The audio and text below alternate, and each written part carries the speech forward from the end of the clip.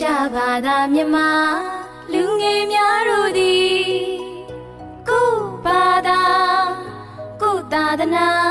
ရဲ့မှန်ကန်သောအခြေခံသဘောတရားအနှစ်ရသာများကိုလိလာမှတ်သားနှလုံးသားထဲမှာဆွေးမြေစွာအမြဲရှိရမှာလိမ္မာရင်ကြည်လူတော်လေးများဖြစ်အောင်ကြိုးစားပါကြည်သူကိုယူသည်ရွယ်သူစုလေးစားငယ်သူများကိုတနာကယူနာမေတ္တာထားရမှာကိုယ်ဘာသာကိုမျက်နှိုးပါအမျိုးကုန်ဆောင်ရမှာ